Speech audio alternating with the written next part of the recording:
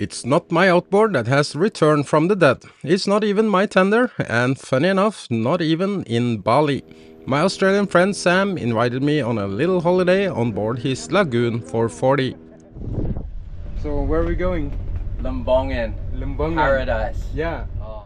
Of course I could not turn down this invitation, having a little break from my hardtop project and my outboard disaster. And Sam was absolutely right. Lembongan is a tiny slice of heaven, and I even think it's way more attractive than another neighboring island, Nusa Penida.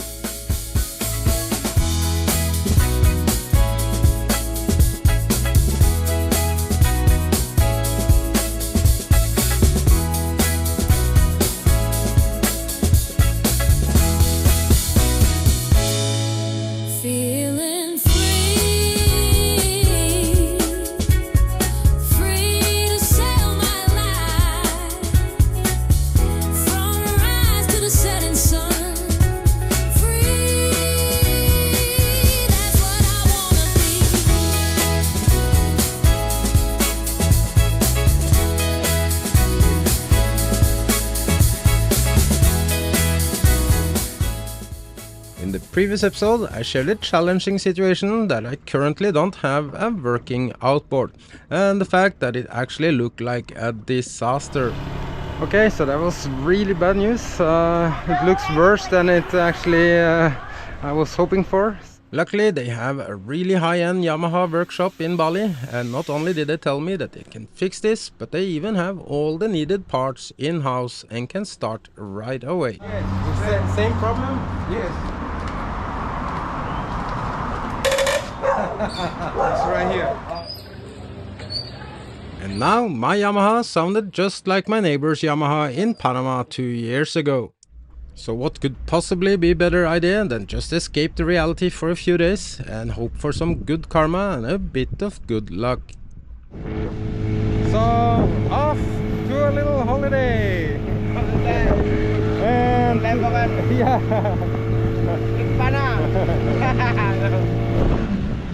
Oh, yeah, it's so many mooring lines here. Quite funny that I actually got this on record, because the mooring anarchy here in this bay is totally mental.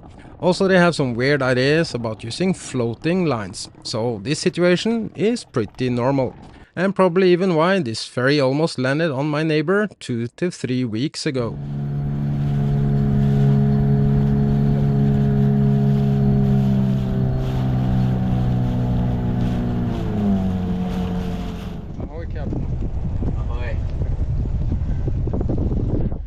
So where are we going? Lembongan. Lembongan. Paradise. Yeah. Oh. You said to me it's you won't believe what's behind the horizon. I'm worried that I've said that and something's gonna happen there, but it sounds gay, but it's okay. No, it's not gay. It's not gay if there's no girls. 2 days earlier at our dinghy dock Varung, where Sam told me I would not believe what's beyond the horizon out here. This was when we made our plans escaping Bali for a few days, while hanging out with our local friends and my favorite kids chilling with Uncle Wayan Thomas.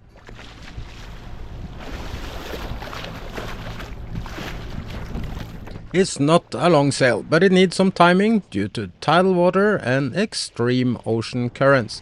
This time of year it's barely any wind, so we are prepared for motor sailing most of this adventure.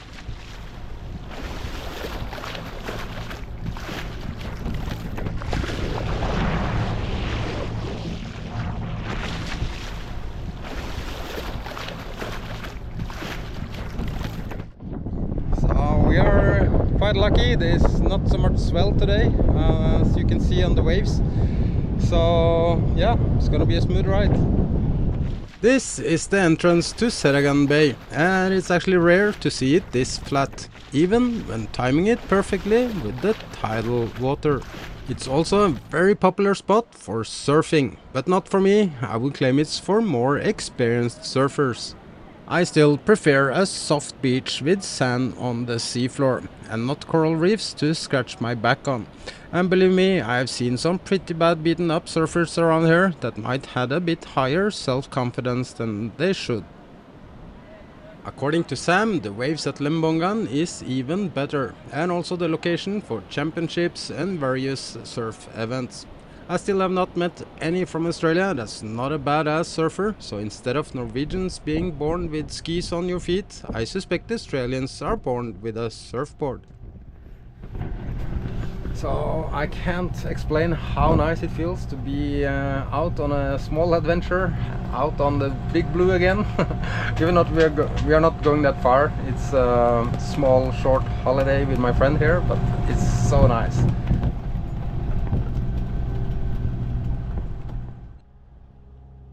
As usual on this two-dimensional format, Waves is not given any justice.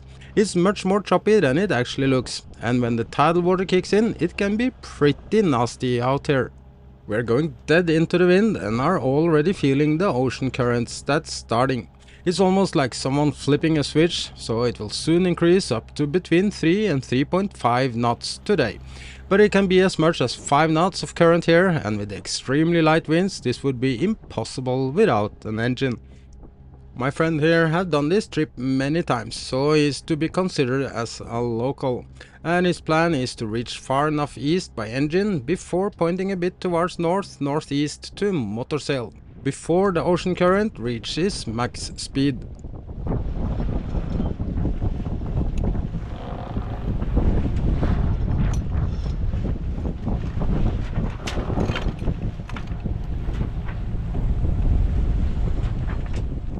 I'm a bit surprised that you don't need to go far from Bali before the ocean is crystal clear. And it's a long time since I've seen this clean and clear water close up just under my keel.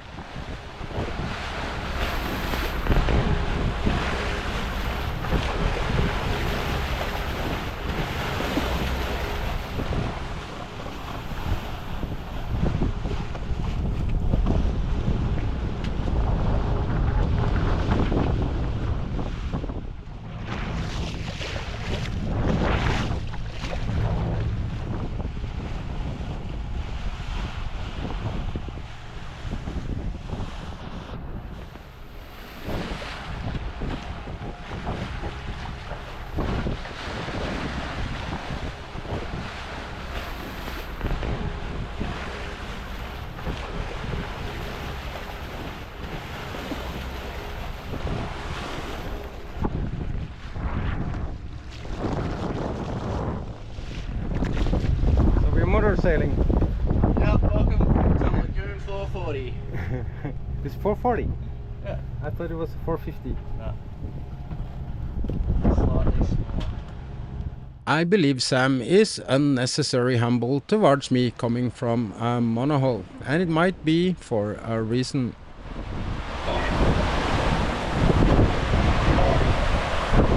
A fast and fun fact about our friendship is that Sam actually knew about me before we even met a year ago.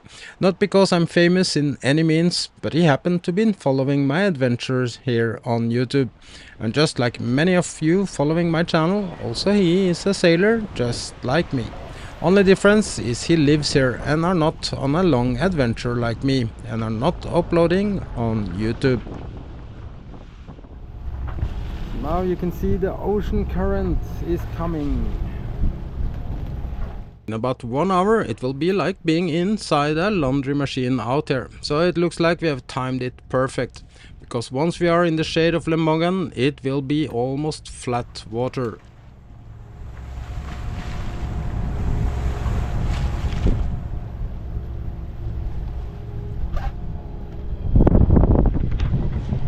It's a little bit better here now today than when I was sailing here. I was fighting the ocean currents for the entire night. So yeah, this is just a beautiful day out. But you can see here, not only as a sailor but with my background as well, seeing many of the small boats with tourists out here, I have my thoughts. Things can change very fast out here, causing serious problems, even for larger boats. And sadly, it do go wrong pretty often. Only this year, almost every second month, there has been accidents with fatal outcomes. I'm not trying to scare anyone, only pointing out some facts. But if you're coming this way with your private yacht, it can be nice to know these waters are pretty unforgiving. Not only during monsoon season. When I was crossing the Lombok Strait, I faced standing waves that was breaking and with similar power to the ones I sailed through into some atolls in the South Pacific. So pay close attention to predictions about swells and ocean currents, even for when and where to anchor. Nusa Lembongan is one of 3 small offshore islands southeast of Bali, the others being Nusa Penida and Nusa Lembongan. Nusa Lembongan is the busiest of these islands, mostly because the infrastructure around the tourism is more developed than on Nusa Penida that I visited last year.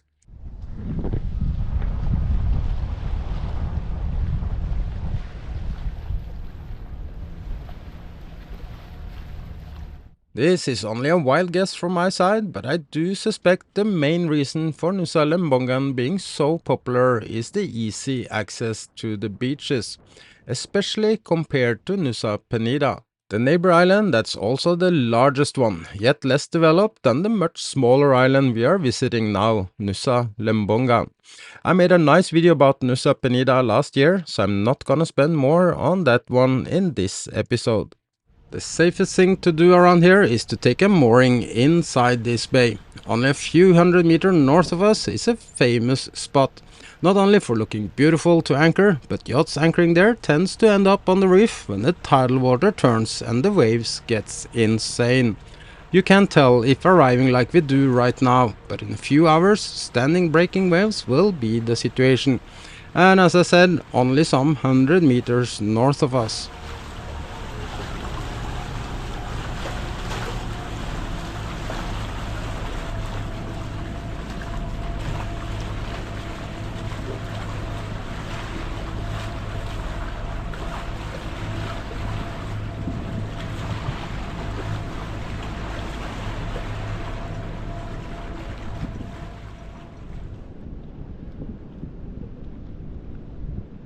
Yeah, a little bit better than Bali.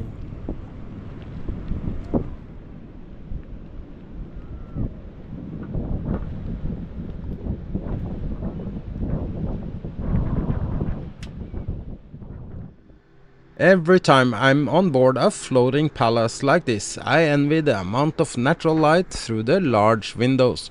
Not to forget the flush and seamless access to the outdoor area.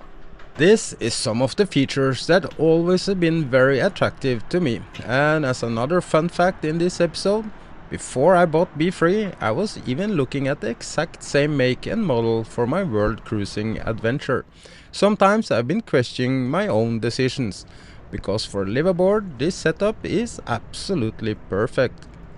I'm also pretty confident this is by far a better solution if you enjoy having guests on board, or even thinking about doing charter in destinations like this.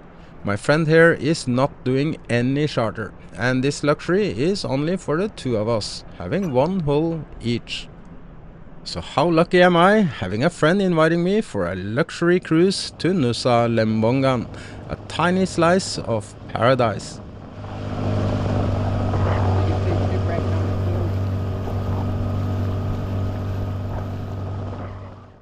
And as a final touch of this day, we are heading to the beach for some food before going to a very popular floating bar here.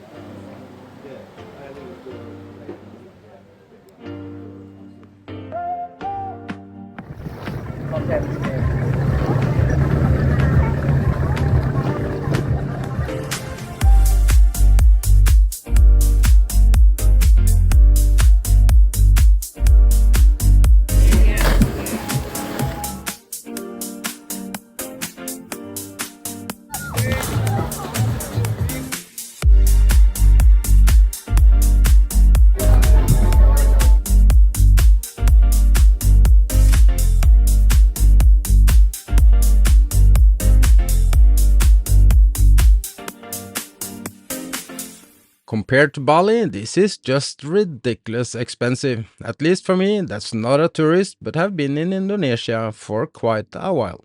180,000 for a cocktail and 120,000 rupiah for a beer is pretty stiff price. Still, I'm not surprised people are willing to spend money here. After all, most of the visitors here are on a short holiday from their regular lives. For me, as a full-time sailor, it feels unreal that people are willing to pay so much money for being on a raft.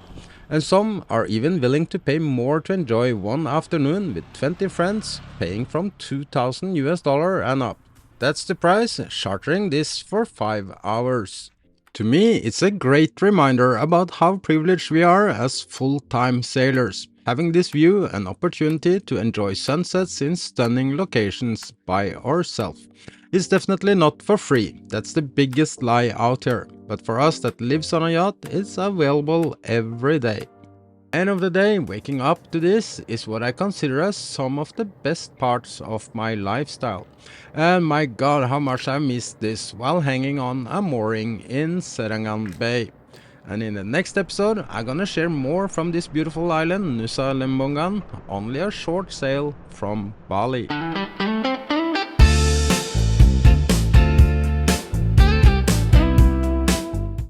Thank you so much for watching, and if you haven't already, I would be very happy to see you subscribe to my channel.